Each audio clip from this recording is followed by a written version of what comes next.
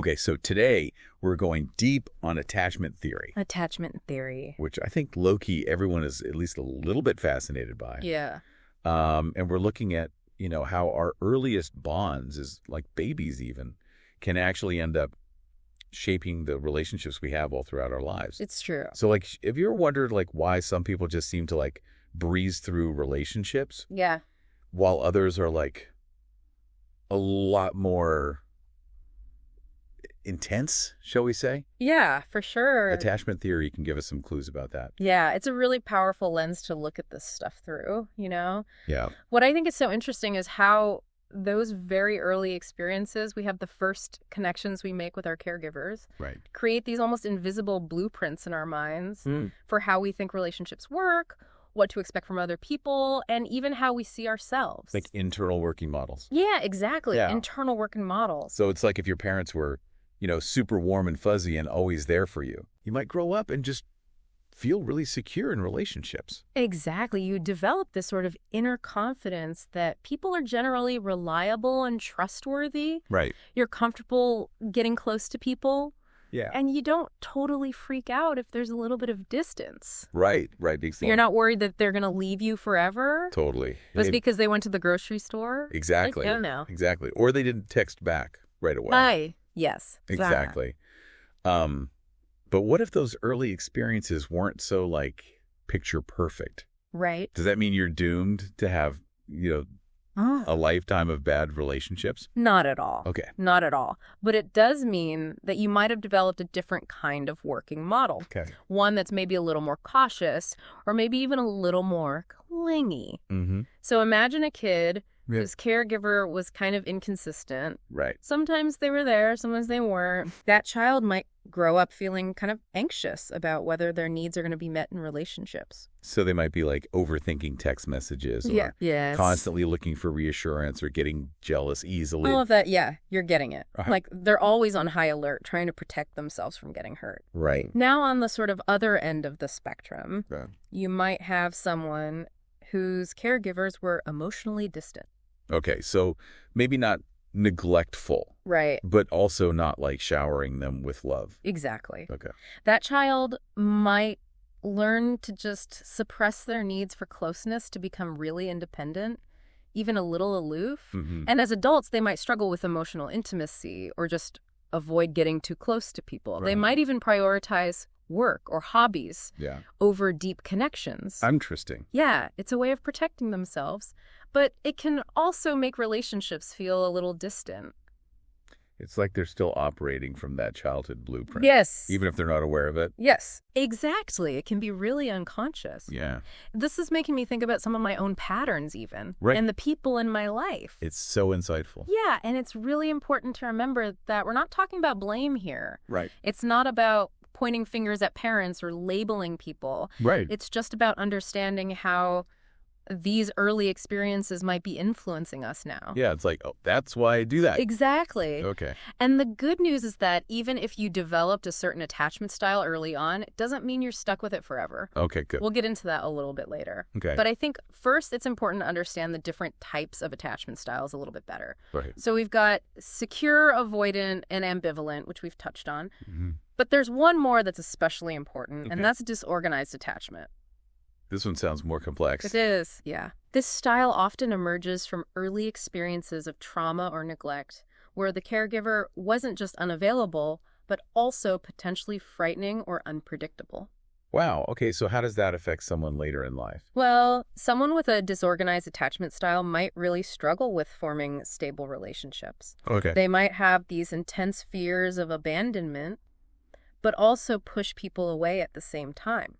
Their emotional reactions can be pretty unpredictable, and they might have difficulty regulating their emotions. Think about it. If your primary source of safety was also a source of fear, that creates a really confusing internal world. It's like their internal compass is broken. Yeah. Or spinning. That's a great way to put it. Yeah. And it really highlights why understanding these different attachment styles is so important. Mm-hmm. It's not about labeling people or making excuses. Right. It's about having compassion for the ways we all adapt to our early experiences. I like that. It helps us see each other and ourselves with a little more understanding. I'm already starting to see some of these patterns in my own life. Yeah. This is getting really interesting. It is fascinating stuff. Okay, so what's next? Well, now that we have kind of a basic understanding of the different styles, I think it's time to talk about whether and how these patterns can actually change. Okay, because our brains are amazing like that, right?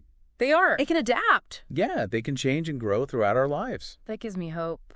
Yeah, me too. Our brains are capable of change, It's like we're constantly renovating that internal house. Oh, like that. So to speak. Yeah. So what are some of the renovations that can help us move towards more secure attachment, even if, we didn't have that ideal childhood? Yeah. Well, one of the most powerful things, and I think this is something that we all crave, is supportive relationships. I'm talking about the kinds of connections where you really feel seen and heard and accepted, like flaws and all. Kind of finding your people. The ones who make you feel safe enough to just be yourself. Exactly. It could be a romantic partner, a close friend, a family member, even a therapist. Right. The key is that these relationships provide a sense of consistency and reliability and emotional responsiveness. Yeah. They offer this kind of corrective emotional experience that can start to challenge those old insecure beliefs that we might be holding on to. So it's like those positive experiences create new evidence. Yeah. That contradicts the old blueprint. Exactly. And it's like, wait a minute, maybe relationships can be safe and fulfilling. Yeah, that's a great way to put it. Yeah. It's not about erasing the past. Right. But about creating new neural pathways, new ways of relating to ourselves and others based on these healthier experiences. So therapy can be a big part of that too, right? Creating those new pathways. Therapy can play a huge role in this whole renovation process. Okay, so how does therapy actually help with attachment? Well, think of it this way. A skilled therapist can kind of act as a secure base. Okay. Providing a really safe and supportive environment for you to explore those early experiences and how they might be impacting you now. Yeah. They can help you identify those negative beliefs and thought patterns that are keeping you stuck. So it's not just about like rehashing all your childhood trauma. No. It's about actually giving you the tools to change. Exactly. It's about learning new tools and strategies to create healthier relationships. So therapy gives you the blueprints and the tools to build a better house. I like that. Yeah. I like that too. And the really cool thing is that these benefits often extend beyond romantic relationships. Oh, interesting. Okay. Secure attachment can really have this positive ripple effect on all areas of your life. Okay. From your career to your friendships to your overall well-being. So it's not just about romantic relationships. Not at all. It affects everything. Yeah. Okay, so we've got supportive relationships, we've got therapy. What about other life experiences? Can those play a role? Absolutely. Both positive and negative life events can be catalysts for change. Let's say you go through a major positive transition, like landing your dream job or achieving a goal you've had for a long time. These kinds of experiences can boost your self-esteem and give you this greater sense of agency, which can then kind of spill over into your relationships. So it's like success in one area of life can give you more confidence in your relationships. Precisely. You might just feel more secure in yourself, less needy, more capable of handling challenges. Yeah, like you can handle it. Yeah, exactly. Okay. But on the flip side, experiencing a significant negative life event, like a job loss or the death of a loved one, can sometimes trigger those old insecure patterns. Like those really difficult experiences can kind of reactivate the old fears of abandonment or make you feel rejected. Yeah, and you're more likely to maybe withdraw or cling to your partner for reassurance. Yeah. And that's why self-awareness is so important. But the more you understand your own attachment patterns, the better equipped you are to recognize those triggers and make conscious choices about how to respond. It's like you have a choice. Exactly. Instead of just reacting. Yeah, it's not just automatic. Out of habit. Yeah, you can choose to communicate your needs more clearly. You can choose to set boundaries. Yeah. You can choose to practice self-care. Yeah. Or reach out for support when you need it.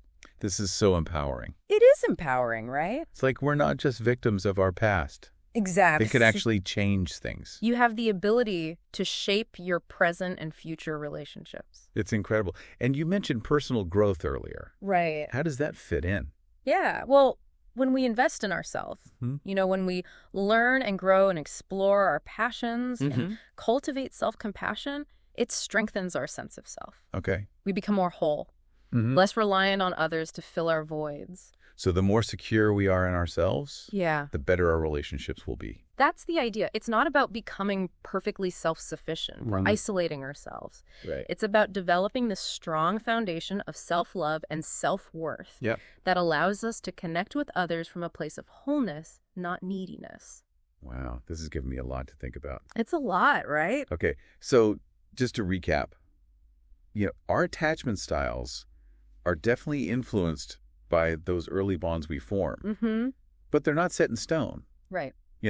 Supportive relationships, therapy, positive life experiences, personal growth. Yeah. These can all help us kind of renovate those internal working models. Exactly. And create more secure, fulfilling connections. I love that metaphor of renovation. It's so true. Yeah. It's a journey, not a destination. Right. There will be ups and downs, Yeah. times when those old patterns resurface. Of course. But with self-awareness and a commitment to growth, we can rewrite those blueprints. Yeah. And create the kinds of relationships we really want. I love that this has been so insightful.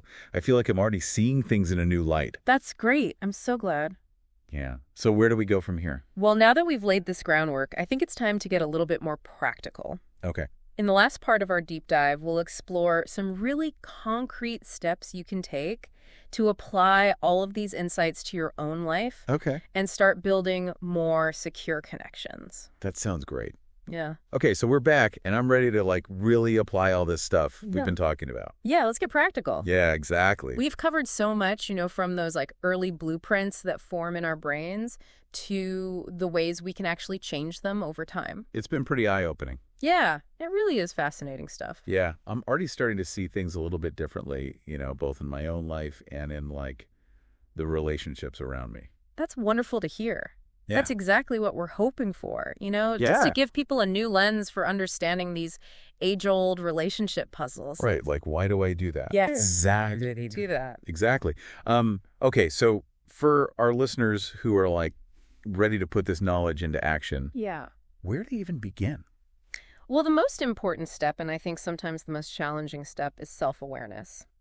So take some time to really reflect on your own relationship patterns. Okay. What are your sort of typical reactions when you feel stressed or insecure? Yeah. Do you tend to withdraw? Do you cling? You get angry? Do you try to people please your way out of conflict? No, that's me. Those are all clues to kind of your dominant attachment style. And once you have that understanding of your own patterns, then you can start to notice how they show up in your interactions with other people. So pay attention to how you communicate. Exactly. How you respond to bids for connection even. Yes. How you handle emotional intimacy. Are you comfortable with vulnerability? Yeah. Do you struggle with trust?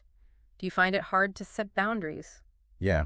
All good questions. Yeah. These are all areas where our attachment styles can really show up. Okay, so let's say someone's listening and they're like, oh, wow, I really see myself in that avoidant attachment style. Mm-hmm.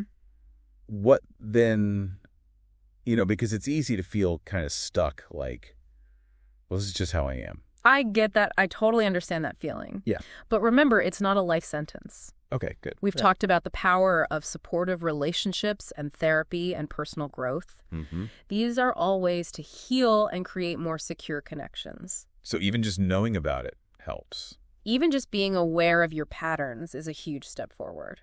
Okay. It's like that saying awareness is the first step to recovery. Right, exactly. Once you know what's going on, you can start to make different choices. So it's about having a choice. Yes, exactly. Instead of just knee-jerk reacting from that old pattern. And that choice is so powerful. Okay, so for example, instead of automatically withdrawing when you feel anxious, right, you could try reaching out to a friend. Exactly. Or instead of getting defensive in an argument, you could take a pause. Try to regulate your emotions and then communicate your needs clearly. Okay, this is starting to feel a lot less overwhelming. Good. It's we actually have some control here. You do. We're not just at the mercy of our past. Exactly. And that's what's so cool about it. We're not trying to be perfect or erase our pasts. Right. It's about embracing who we are, understanding those patterns, and then making conscious choices that lead to healthier, more fulfilling connections. This has been such a great conversation. I feel like I've learned so much, not just about attachment theory, but about myself.